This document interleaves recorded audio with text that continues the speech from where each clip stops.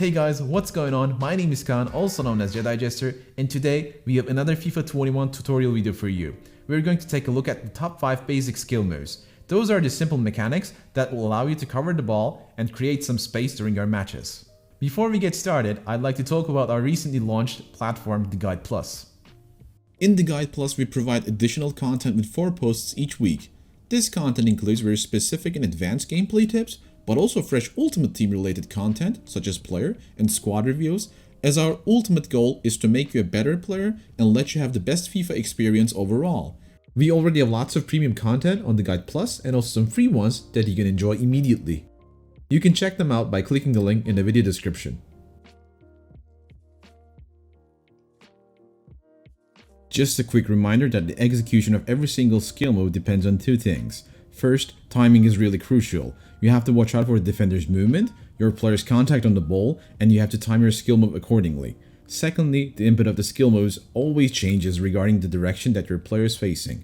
You have to use different inputs to be able to perform the same skill move once facing different directions. So if you want to master the skill moves in any situation, you have to adjust yourself to different directions rather than learning the skill move only in one direction.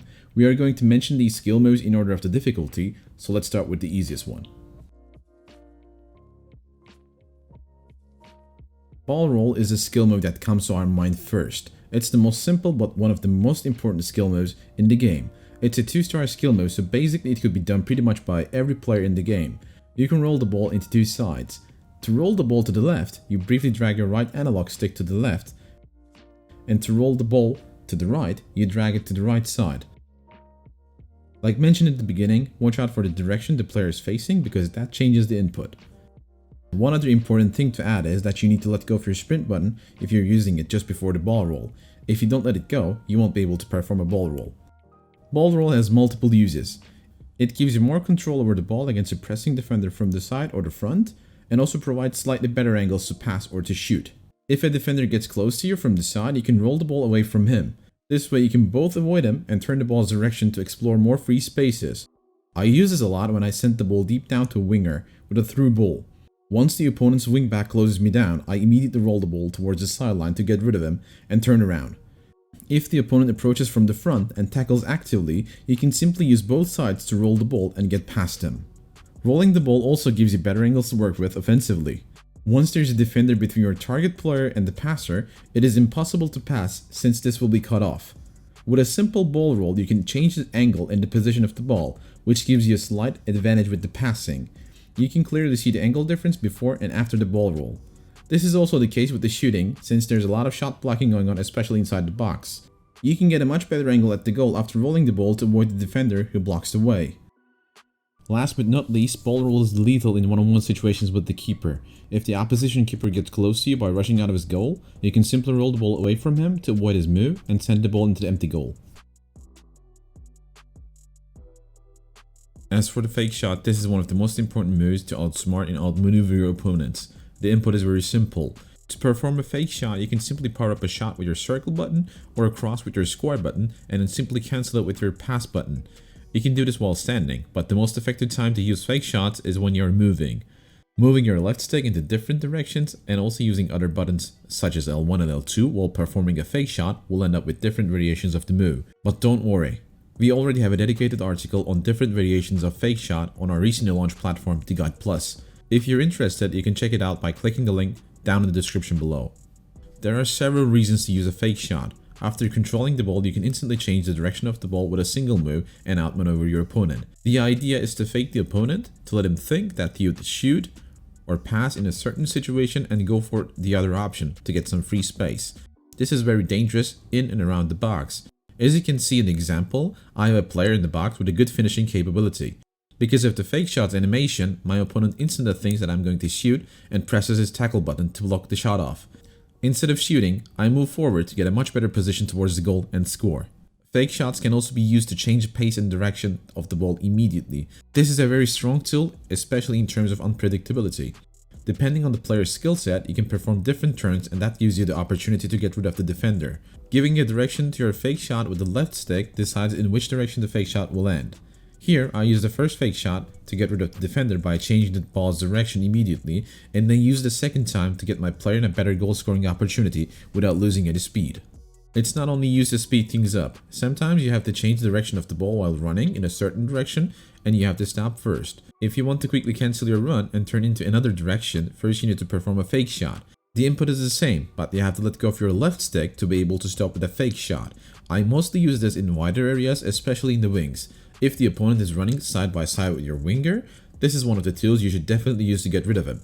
You instantly stop, and if your opponent doesn't expect that, he runs further, and that gives you the free space to work with. One other important thing is that you don't have to wait for the ball to arrive at your player's feet to perform a fake shot. Once the ball is traveling, you can press the basic fake shot input and the direction you want to go. We call this first time fake shots. As you can see in another example, I select the direction and the type of the fake shot just before the ball arrives. That way I don't lose any time with the turning, and I get myself directly into the finishing part. Heel to heel is another easy but important tool which gives you a quick speed boost. It is fairly easy to execute. To do a heel to heel, you simply flick your right analog stick quickly to the direction you're facing, and once more to the opposite direction. Players with 3-star skill moves can perform a heel to heel, but the animation changes with players with 4 and 5-star skill moves. Your player will pull the ball back with his heel and then will push it instantly forward. This gives you a speed boost, which allows you to go further into the direction you're facing. Heel to heel is mostly useful when you want to accelerate and get past your opponent. I use this move a lot in two different situations. If your opponent is standing a bit more to the side, doesn't cover the running lane, and goes directly for the ball, you can simply use heel to heel to speed up and dodge his tackle. That way the defender will get unbalanced and you get way ahead of him. Secondly, I use the heel to heel in and around the box to create passing and shooting opportunities. Just because it's a fairly quick move, it can create unexpected angles in a short time. In this particular example, I made my way into the box, but I don't have a clear shot opportunity since the defenders can block this off easily. I use the heel to heel to get myself a better angle at the goal and score. So Roulette is probably the hardest basic skill move. This is a 3-star skill move. To be able to perform a roulette, you'll need to pull your right analog stick towards your player's back and then do a 180-degree movement, either from the left or the right. Depending on the spin's direction you choose, you can complete 2 different roulettes into 2 different sides. At the end of the roulette, you can simply dribble further without losing any speed. While performing a roulette, you spin around yourself. If used and timed correctly, this spin will provide a shield between the ball and the defender. So it's a great skill move to use against the players who are actually charging at you. If the opponent is charging at you directly from the front, you can simply use both sides to perform a roulette to get past them. Crucial part is to know which way you should do the roulette once there's a defender who tries to tackle from the side. In this particular example, my opponent is trying to cover my attacker more from the left side, so there's a little room towards the right side. My attacker needs to change the direction of the ball in order to turn himself towards the goal, but he also needs to avoid the contact of the defender. He shields the ball with a roulette, putting his body between the ball and the defender, and he's able to turn around smoothly, and the opportunity is right there, so he scores. Just because you shield the ball, you can get an easy foul or even a penalty if the opponent tries to tackle in while they pull the ball away. Although Stepover is a 2-star skill move, it is the most dangerous and effective basic skill move right now in the game. The move consists of 2 parts.